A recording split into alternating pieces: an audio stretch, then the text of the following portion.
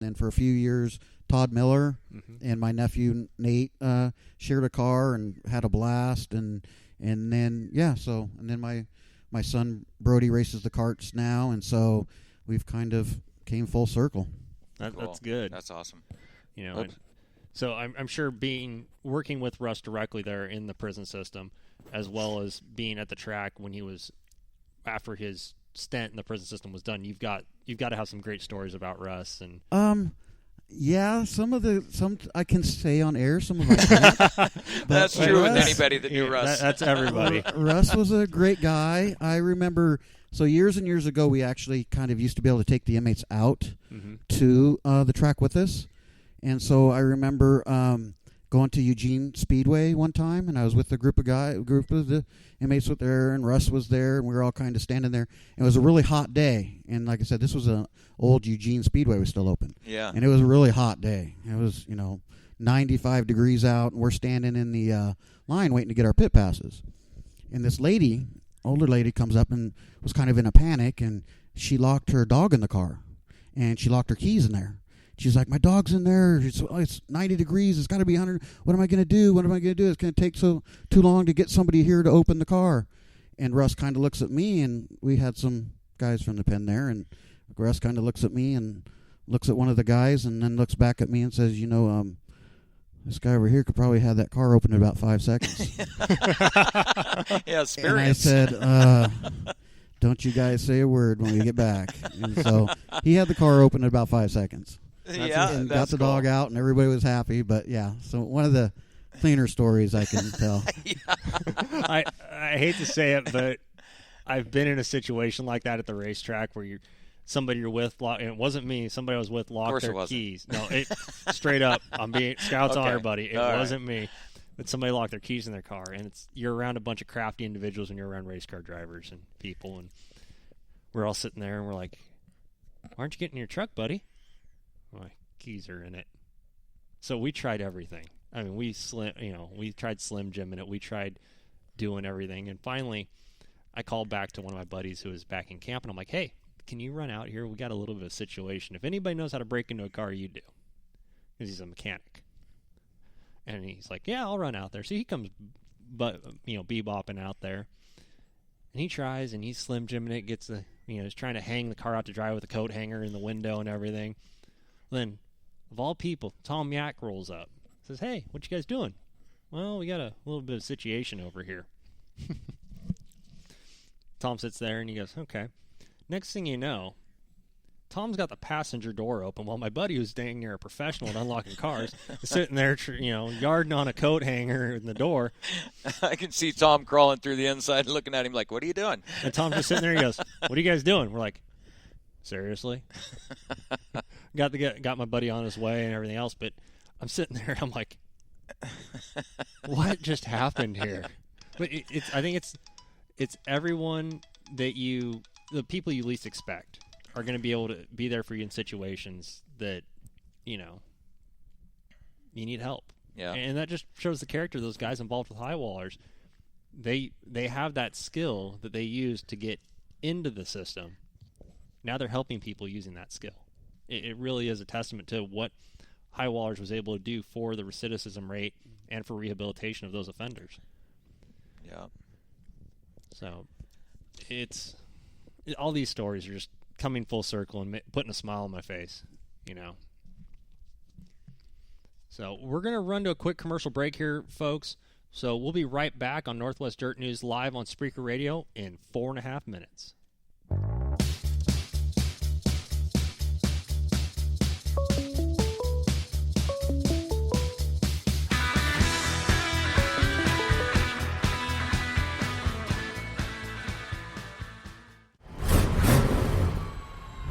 Crocker's Cars is located on Santiam Highway across the street from Walmart in Lebanon, Oregon. We've been providing the finest pre-owned cars, trucks, SUVs, and RVs since 1983. Crocker's Cars has been in business for 31 years, offering quality used vehicles that meet your needs. With our experience and professionalism and no-hassle buying, customers really do come first here at Crocker's Cars. Crocker's Cars, where quality is the difference. Look us up on the web at crockerscars.com for a full line of inventory, or give us a call at 541-258-2175, 258-2175.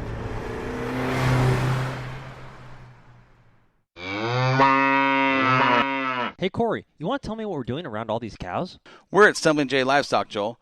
Did you know that Stumbling J Livestock has been a family-owned business since 2005 and supplies all cattle needs from 300-pound feeders to 1,300-pound animals ready for butcher?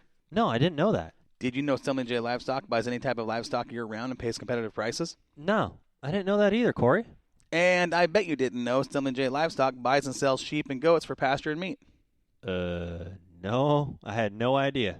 Joel, you don't know a whole bunch about cattle and livestock, do you? Well, honestly, Corey, not really. Well, Stumbling J Livestock provides all types of meat from silage-fed, grain-fed, even grass-fed. Yeah, really? Stumbling J sells butcher-ready hogs when available, too, Joel.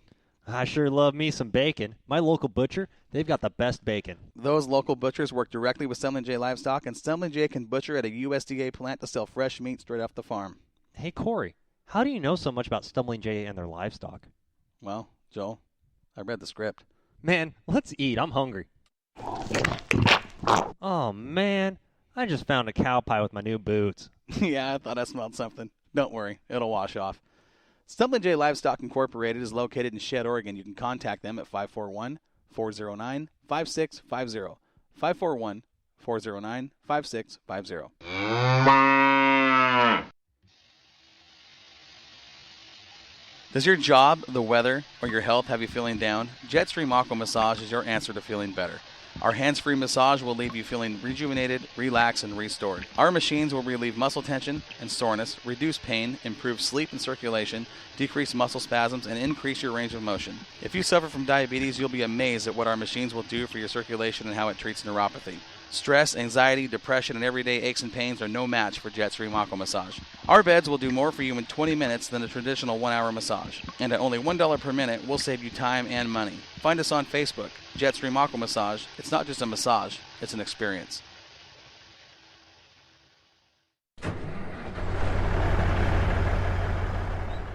Do you wake up in the morning in a slump? Looking for a new career or change of pace? Well, let Northwest Trucking Academy be your source. Dave Stahl and his team of highly experienced instructors will give you the skills you need.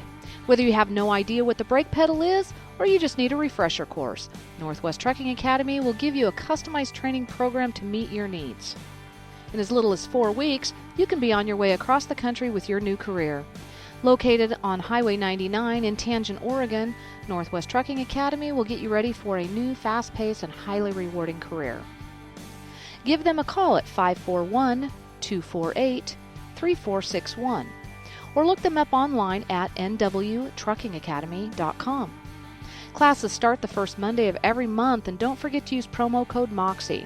That's MOXIE, and receive $100 off your tuition.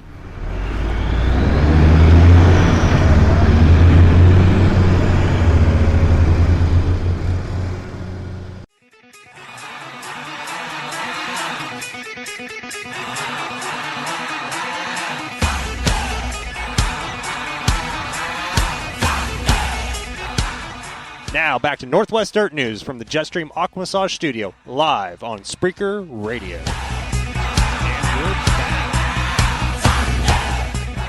Yeah, I really am not good at technology. You're not used to being on this side of the computers, are you, buddy? No, actually, I sit on the other side over there and let you guys do this, and it works out really well for me. So right now, I am trying to call, as soon as I get the number put in here, we're going to be calling Herschel McGriff Jr., who employed Russ for several years and was a very close personal friend.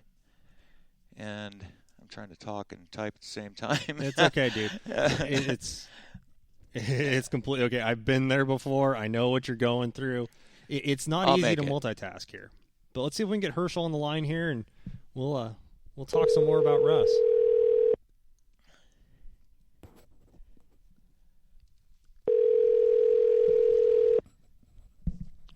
You gonna use your normal line? Hello. Junior, how you doing? I'm doing good. Good. This is Warren. I'm sitting here with Joel and Ed Sim. And Well, Oh boy, I know it's quite the crowd. We're having too much fun that's here. a real wrecking crew. Oh, you ought to see us, and I got a computer in front of me. Imagine that. well, welcome to Northwest Dirt News, Herschel McGriff Jr. What's going on in your world tonight? Well, we just walked in the door. We've been testing we've been testing since about 2:00. Wow. And out here at the track, we're getting ready. It's probably the biggest race of the year is this weekend. It's called the Chilly Willy. Right on. And there's 28 cars from out of states coming in here. There's already probably 6 semis in there now, and there was one out in the street when I got there. And that's not even counting the local guys. Now, where is this at? So it's going to be a. What's that? Where's this at? In Tucson. Where's it at? Yeah. Yeah, Tucson Speedway here, which is the old TRP where we ran winter heat back in the 90s. Right on. And anyway, it's a big show. 150 lapper, pays $10,000 to win, and most everybody will wreck their mother to win this one. So it's a big one. How's your motor program going right now? Anyway, Mariah's in college and doing becoming a nurse, and she's going to be in school nursing all day Friday, so she's going to miss all the practice on Friday. She's going to make it here just in time to get in the car and qualify. Oh, wow. So that's why we had to kind of make everything happen tonight, and she's going to do a little test run tomorrow night because they'll be running. They'll have the track open until 8:00 tomorrow night. So, all right. But anyway, she did real good. I actually had Ron Eaton here from up north helping me today. Ron's a good old boy. He's been around that car around like a while. Like a big 2,800-pound go-kart. Yeah. So. You still running the tow motors? Yeah. I got a TOE motor in there, and no,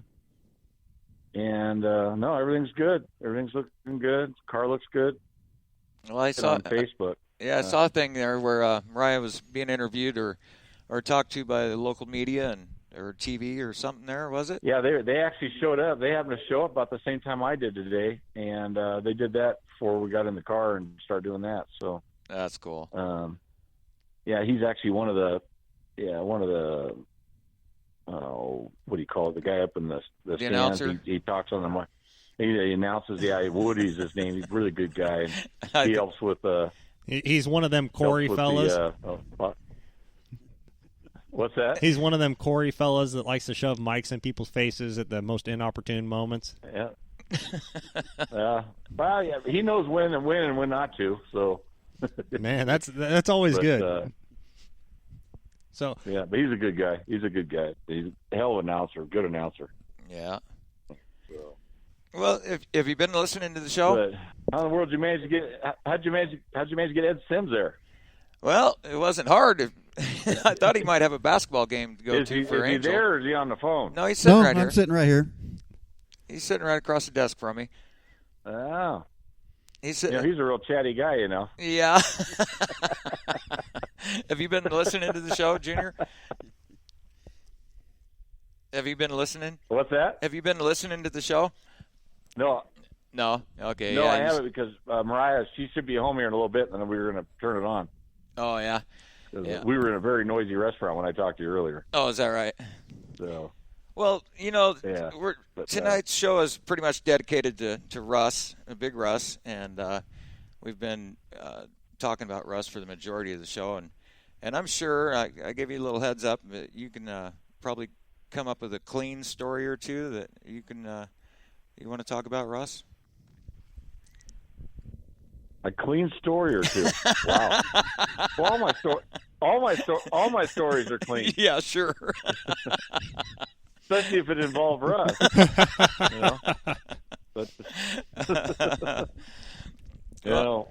One thing about it, Russ, he was always there. What a good guy. He was just always there.